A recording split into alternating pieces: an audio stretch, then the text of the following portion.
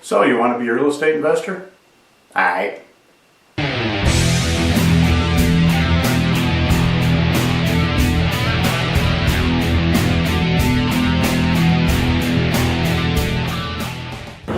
Good morning. So let's talk about real estate. There's two kinds of real estate that you can invest in, primarily. Renting, having rentals, and investing in flipping. So flipping is more of a cash flow kind of thing, and if done right, it's pretty good cash flow. One of our videos is going to be a flip that we just did. You saw one of the videos earlier, but we're going to actually do the anatomy of a sale to show you exactly how that went. The other one's renting. Renting can be a good investment, but what you got to understand about renting is that you have the good and the bad. Okay, I guess the flip could be good and bad too. But, you know, if you get a good tenant in your rental properties, and we have good tenants in our rental properties, we have several properties, they take care of your property, you know, they pay on time, they never really have an issue. There might be a repair that comes up, we take care of that, no problem, as we do, because these are our homes and you want to keep them up. And then you've got bad tenants. Those bad tenants don't care about your property. It's not their property. And they're going to do all kinds of weird stuff to your property. They're going to destroy your property. They're not going to pay on time. You're going to have to chase them. You're going to have to go through court to get them out of there. And then you're going to have to deal with the aftermath. And that can get expensive. And just like anything else, I guess.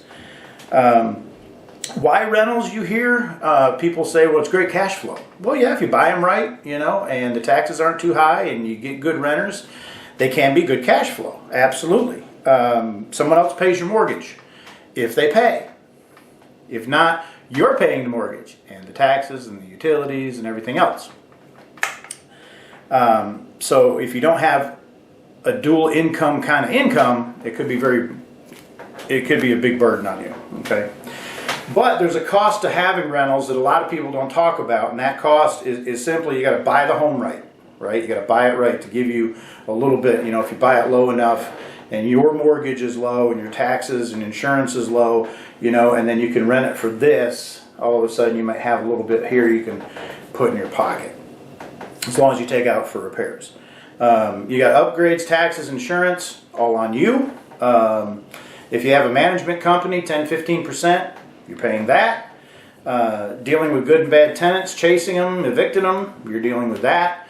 People don't talk a lot about that. And we're gonna actually go into one of our rentals that we had. The person left, but you'll see the condition they left it in. And we've dealt with several of those. So if you're not willing to do this, don't do that. Don't buy it. Okay, it's just not worth it. So let's take a look. Again, this is just a review of one of our properties. We actually had several properties that did well, but this is just one scenario. Okay, so the tenant lived in this house just for a few months, but it was long enough to cause significant damage. As you pull up outside, you can obviously see a ton of trash where they just threw stuff everywhere. There's water tanks, there's trash, there's stuff in the woods, there's items out back. All of that needed to be cleaned up. The nastiest thing was the refrigerator. Apparently they left food in it and unplugged it for a couple months or weeks or whatever, long enough to have tens of thousands of maggot eggs and maggots crawling around it. To the point where I physically gagged and almost threw up over the back deck as I moved this thing out. You couldn't pull into the driveway and get out of your car without smelling it. So we lost the refrigerator and the cost of that. Again, we had wall damage in the house. Door casings were busted out. One of the 6-panel doors was broken. Looks like somebody punched it. We actually had to have the glass repaired in this house because I guess the couple argued a little bit and he busted one of the glasses earlier on. The management company actually took care of that for us. Of course, we had missing smoke detectors and light globes. For some reason, people love to take those. I don't understand why.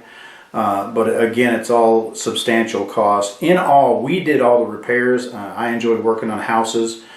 If you had to have somebody do the repair in this house, it would have cost you probably $3,500 to $4,000. We did it all for about $1,386. I don't pay myself, so that's pure material cost. The primary issue, the thing that really caused the damage in this house was this house didn't have a dishwasher. So what they decided to do was go ahead and hook their own dishwasher up. So what they did is they have a portable dishwasher. They busted the counter, lifting the counter up and pulling it out for the drain to go out the window. They attempted to plumb it in under the sink. The problem was it leaked. Not only did it leak under the sink, it linked through the wall into the adjoining bathroom where the toilet was. And so there's hardwood floors throughout this house. There was enough water that it actually buckled the floor in the kitchen right in front of the cabinet and went underneath and literally rotted out around the toilet. And so we had to take out the cabinet. The countertop was gone. They cracked it, pulling it out and, taking the drain out the window, which they just left hanging there. We had to fix the buckled hardwood floor. We had to mine out and dig out and replace all the wood underneath the wall. And as you see, the bathroom needed extensive repair because it went and actually rotted out around the toilet. Now some of this toilet issue was not necessarily all of the the dishwasher. Prior to this, I had a man repair the toilet, and he didn't do a real good job, and that's why I like doing the work. Okay, so he did not put a wax ring underneath the toilet. So if you know anything about toilets, that's not good. And so I think the combination of that, and you can see where it literally come under the wall from the kitchen into there, I think the combination of all that ended up rotting that out. So, but we had stickers all over the walls, so the house had to be completely repainted. The closet doors were tore off, and it took, I think, not sure, probably a month to 6 weeks, because I have a full-time job. And so I only work on these things at night and on the weekends, if I'm even able to do that. So this is kind of what it was. This is just one tenant. Now imagine if you've got 6 properties, or let's say you got 24 or 50 properties and 25 of your properties have bad tenants. Now the first thing you're going to say is, well, get better tenants. Well, good luck with that. Just like a job, like I mentioned earlier, if you get a job, if you're interviewing people to work for you, you can only get so much. The best advice I can give you for maybe taking care of that and, buying or finding good people is you don't never rent to family, co-workers, or friends. There's going to be a lot of comments on that. Well, that's just silly. No, it's not. No. If you want to ruin those relationships, fine. If you want to be the bad guy in your family or lose all your friends because you're the mean landlord, go ahead. You may have good luck with them, but I'd say it's just like lending money to your family. If you want to lend money to your family, just give it to them. Don't ever expect to get it back. If you get it back, fine. If not, well, you gave it to them, okay? Good morning. Today I'm going to actually talk about the renovation of this particular rental property. So with this, as you had seen earlier in the video, this rental property was completely trashed. We actually ended up going through and redoing the dining area floors. With the bathroom, we had to replace the floors, and we put in new vinyl flooring for that. With the kitchen, we had to actually take out the old cabinet, and you saw that earlier in the pictures as well in the early on in the video.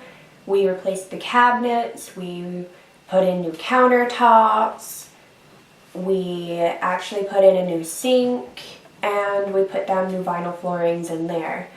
And then we just repainted the entire house white. And then with the floors, we ended up sealing the floors, and we actually sealed and painted those floors in the dining area, the living room, the hallways, and all of the bedrooms. Now, a tip for you is what we do with our rental properties is we actually renovate these homes as if we were going to live in them ourselves. We would never rent to somebody a house that was not livable. We put it up to our standards. We upgrade our homes every time a new tenant leaves. We put upgrades into the homes. It costs a little bit, but it adds value to that home. And not only does it add value to that home, but it also makes it to where you could actually rent that property out for more money. And with that being said, you don't want to invest, before you can even invest in any rental properties, you have to get your spending and your finances straightened out. Okay, so with that being said, you don't need to be spending more money on wants than you are in needs. What you want doesn't really matter. You just need those needs.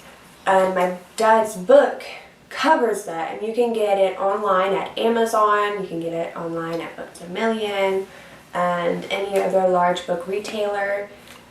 If you like this video and you want to see more content, we've got a bunch of different videos in the workings, always posting new stuff. Go ahead and click the like button, go ahead and subscribe, and click that little bell for notifications for when we upload new videos, okay? See you soon!